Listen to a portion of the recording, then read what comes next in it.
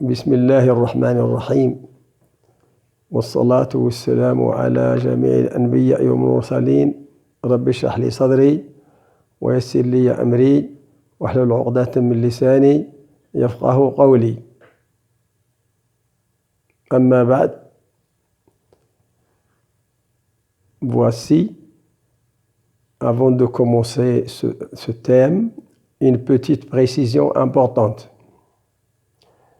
Avec votre permission et votre compréhension, j'aimerais bien, avant d'entrer dans le vif du sujet concernant le présent exposé, faire une petite remarque que voici.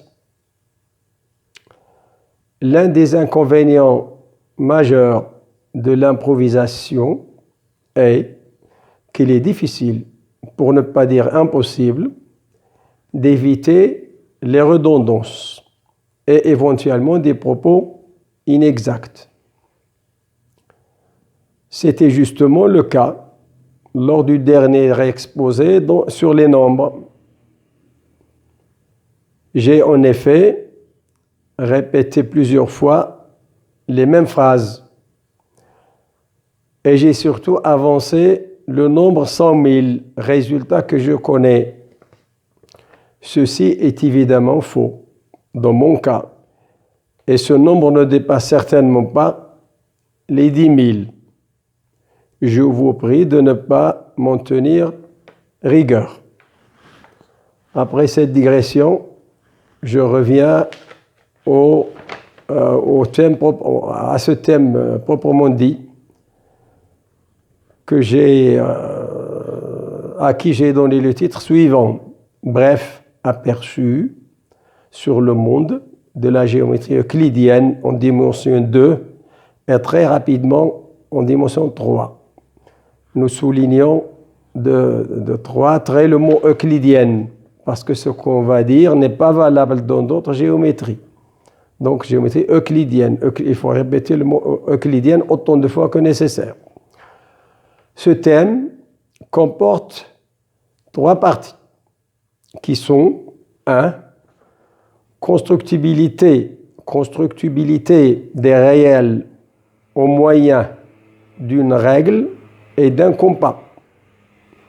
L'objectif visé est de rappeler les liens étroits entre les thèmes numéro 1 et le thème numéro 2. Il s'agit donc d'un pont entre les nombres et la géométrie euclidienne. Il sera alors fait allusion aux 4 problèmes des Grecs, à savoir la quadrature du cercle, la duplication du cube, la trisection des angles et les problèmes des polygones réguliers. Ça, c'est le premier paragraphe. Le deuxième paragraphe, je l'ai résumé ainsi. Une courte visite au fief de la géométrie euclidienne plane avec des commentaires et des précisions. Et le dernier point concerne la géométrie euclidienne au service de la mécanique. Je l'ai intitulé comme ça, je l'ai appelé comme ça. La géométrie euclidienne au service de la mécanique. C'est un sujet extrêmement important et c'est à la demande de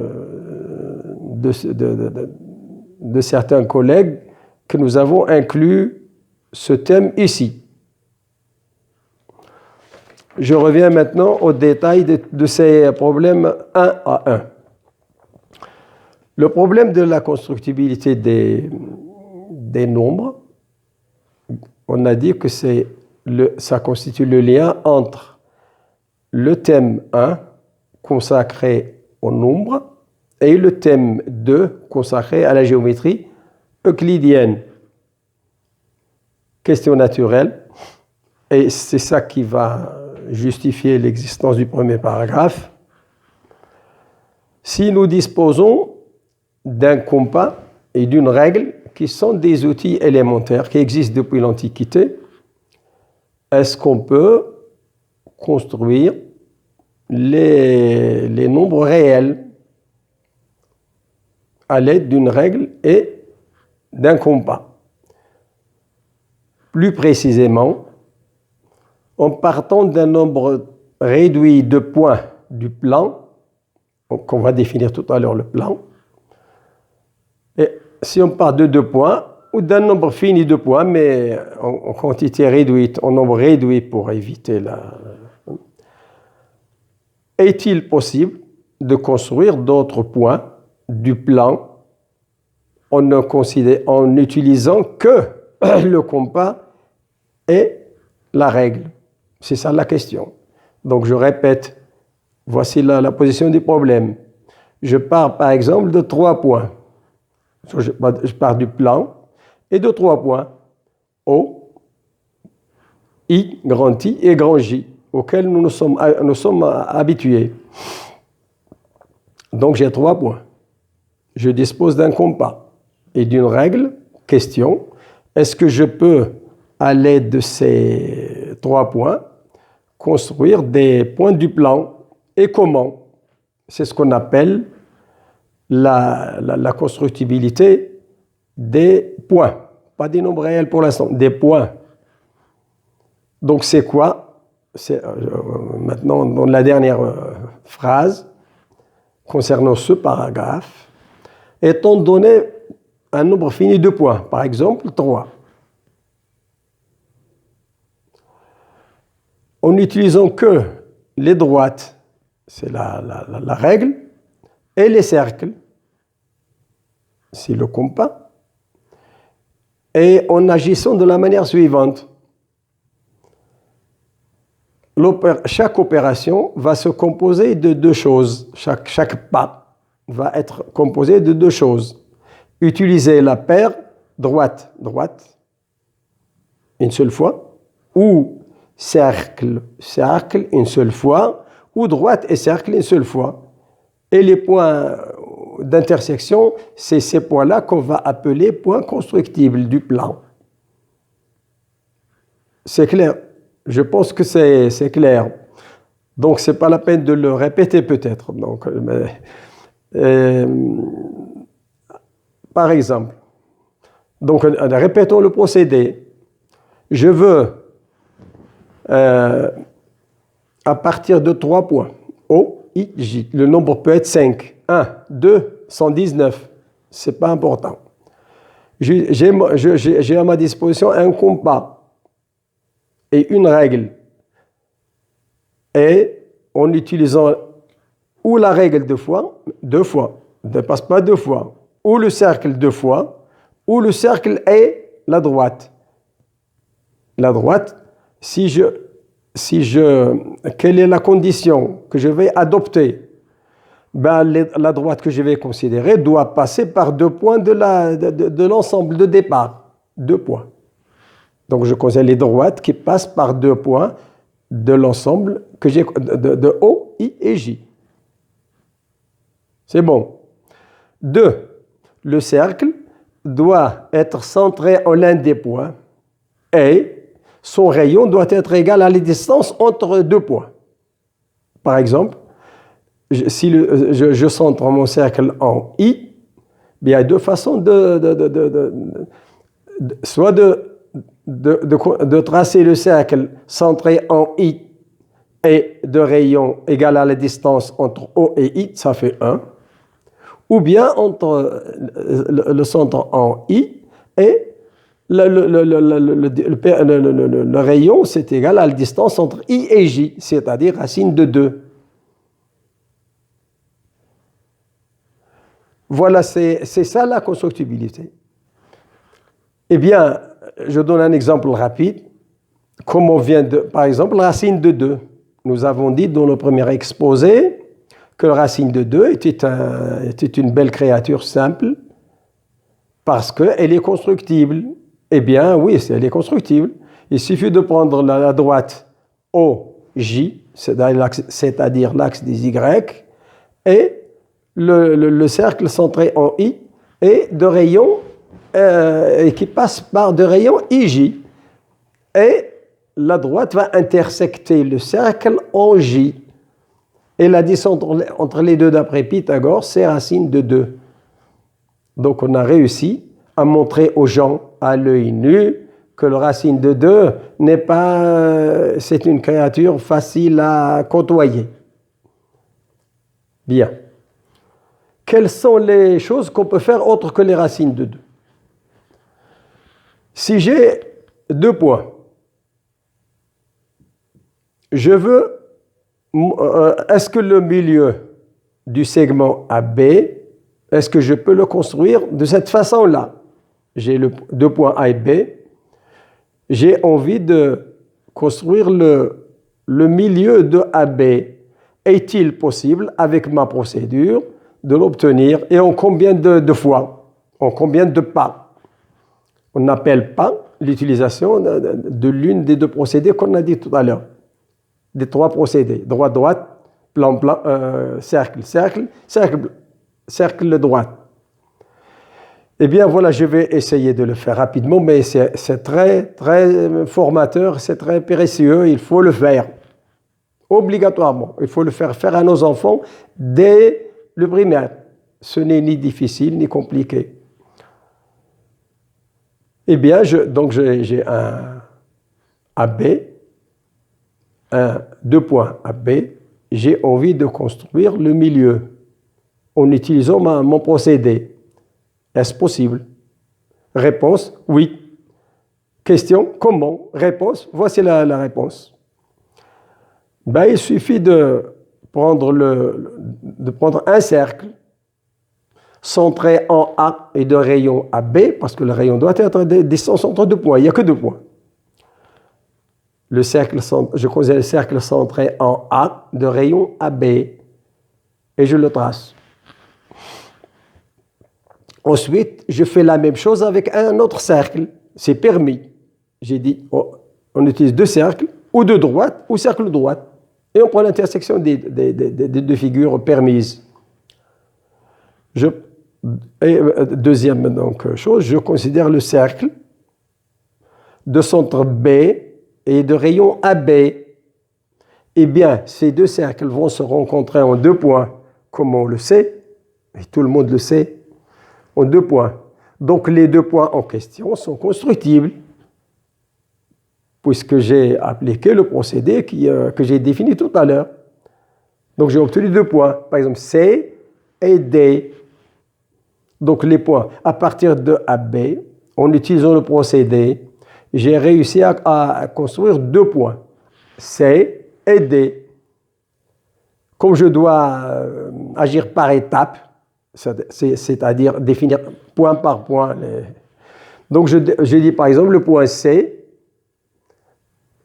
Avec ce procédé, j'ai obtenu le point C. Et l'étape suivante, bien que ce n'est pas une étape, j'ai obtenu du même coup le point D. Eh bien, la droite, puisque j'ai 2 points, j'ai fabriqué de nouveaux points, je peux considérer la droite CD et la droite AB. Elle obéit au procédé utilisé. L'intersection de ces 2 droites est un point constructible. Eh bien, c'est exactement le milieu. Donc, j'ai pu construire le milieu d'un segment AB. Question, en combien de pas? C'est-à-dire, en combien d'opérations? Ben, je répète, à partir de AB, j'ai considéré 2 cercles, j'ai obtenu C. Ça peut être considéré comme une première opération. Mais j'ai obtenu du coup D. Mais je peux dire que D, je l'ai obtenu à partir de A, B et C. Donc, je peux considérer ça comme une deuxième opération. Et le I, c'est l'intersection des 2 droites. Donc, j'ai obtenu le I, le milieu, en 3 pas. Après 3 pas, après 3 utilisations. En fait, il n'y a que 2 réellement, puisque les 2 cercles se coupent en 2 points. Mais ils nous ont donné plus. C'est bien. Bien, c'est ça là, le procédé. Je donne un autre exemple. J'ai envie de fabriquer, de calculer par exemple, j'ai une droite, la droite AB, je me donne les points A et B. Donc je peux considérer la droite AB. Je considère un point C donné. Et j'ai envie de tracer une droite passant par C et parallèle à AB. C'est un truc très classique. Est-ce que je peux construire la droite? Construire en suivant le procédé décrit au début de l'exposé. Ben oui. Ben comment faire? Eh bien, comment faire? Ben, l'un des procédés qui existent dans la littérature, on n'invente pas, c'est très facile. Eh bien, je considère le point, ça c'est le point A, B et C. Mais je considère le point C, le couple de points C, B, BC. Je construis le milieu en utilisant l'exercice précédent, ce qui me donne, et je trace le cercle de centre ce milieu et passons par C et B. Mais il va passer certainement il va couper là la droite AB en 2 points. Eh bien, là où il coupe en 2 points, je prends un point, le B, il va le couper en B, et un autre point. Eh bien, le I, je considère le point, je ne parle pas de droite pour l'instant, du cercle. Le segment IA, je vais considérer un segment je considère AD tel que I soit le milieu de AD. Question, est-ce que c'est la droite? Donc j'ai construit le point D. Est-ce que par hasard, la droite CD n'est pas parallèle à AB? Eh bien oui, elle est parallèle. Question, pourquoi? Réponse, puisque j'ai construit le quadrilatère A, B, D, C, tel qu'il est ainsi construit, vérifiez la chose suivante, ces diagonales se coupent en leur milieu. Et on sait, nous, de façon élémentaire, que si un quadrilatère a des diagonales qui se coupent en leur milieu, ça ne peut être qu'un parallélogramme. Conclusion, la droite CD, c'est sûr qu'elle est parallèle à la droite AB. Donc j'ai réussi à construire la parallèle à une droite donnée, passant par un point donné et n'appartenant pas à la droite. Et on peut faire un tas de choses. Conseil précieux, mais faites ça pour les perpendiculaires, pour construire un point orthogonal. Construire par exemple la racine de l'un construit. Eh bien, question, puisque exercice ayant un lien avec la racine de 2 qu'on a construit, est-ce que je peux construire racine de 2? Ça, c'est intéressant comme exercice. Eh bien oui. Ben, comment je fais? J'ai envie de construire racine de 2.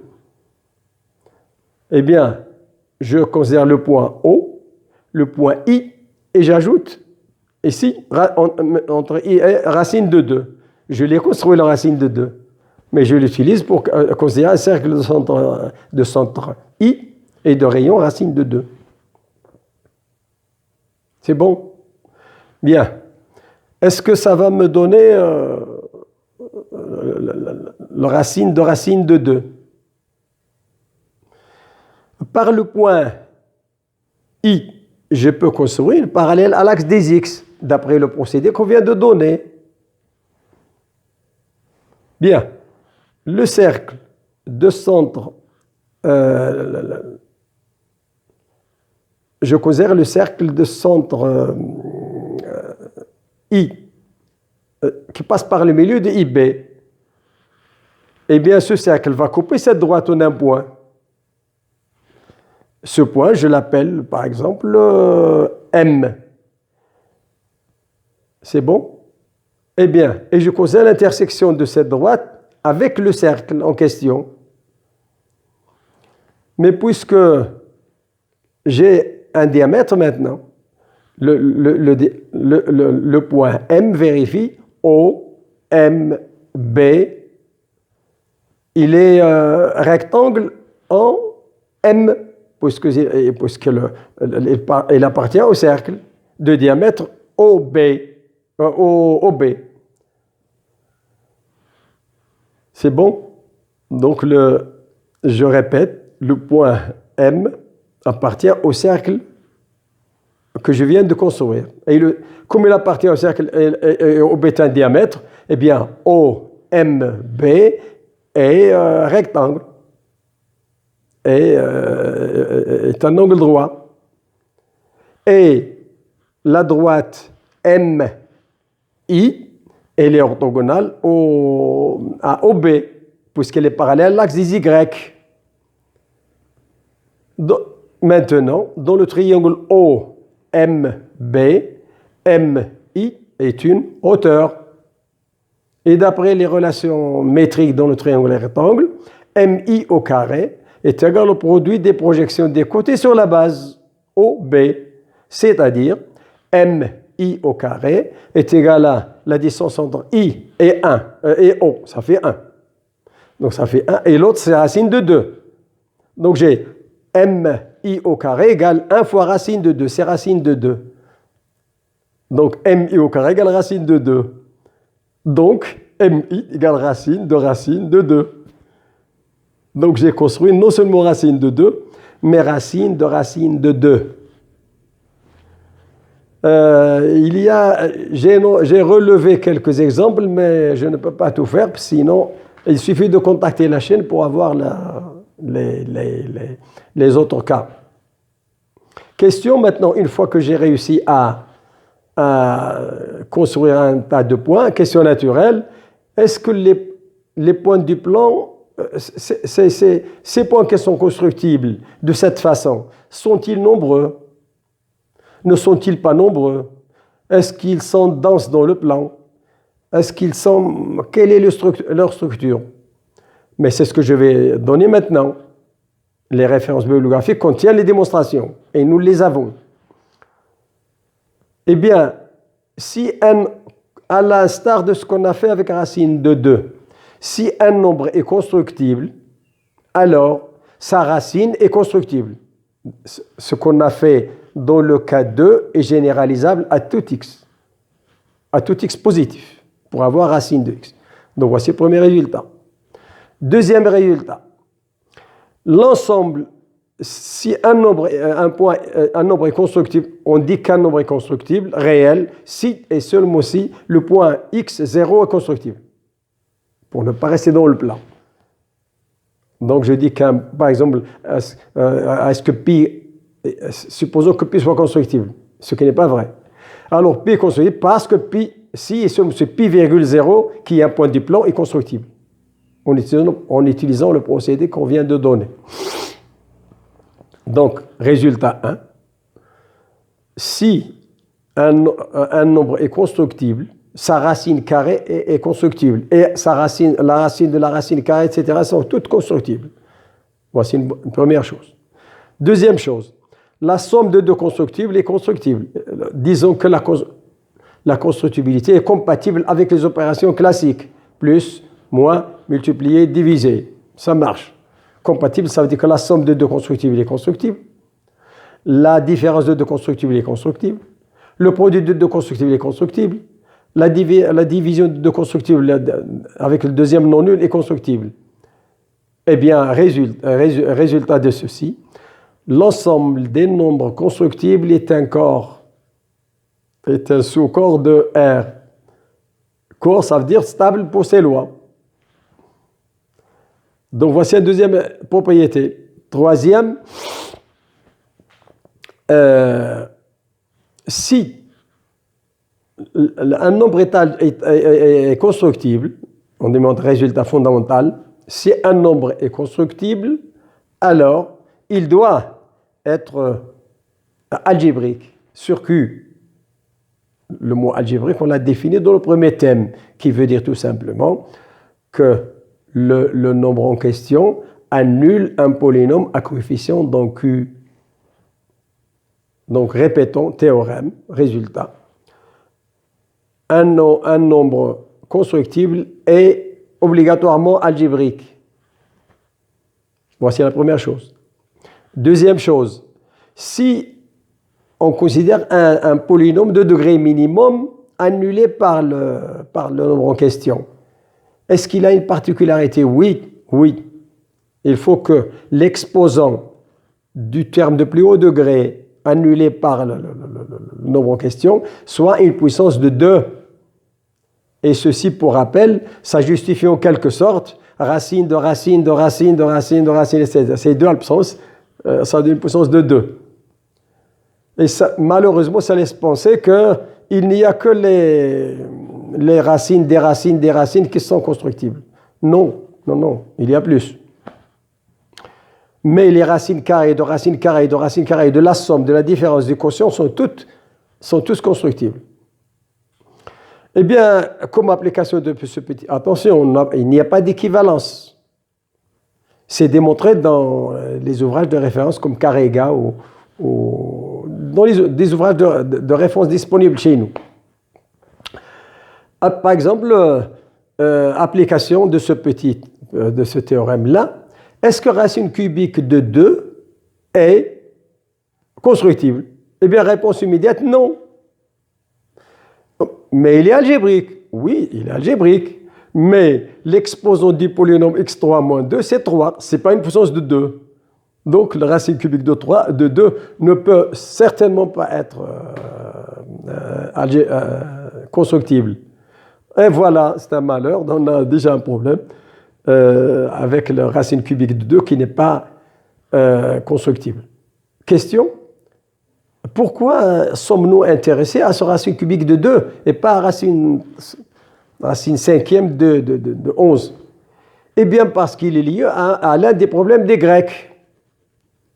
Le fait que racine cubique de 2 ne soit pas constructible, c'est la chose suivante. Ça résout un problème posé par les Grecs. Étant donné un cube donné, disons cube unité, est-il possible, en utilisant la règle et le compas, de construire un cube qui ait un volume double que celui qu'on a? Eh bien, maintenant, c'est impossible.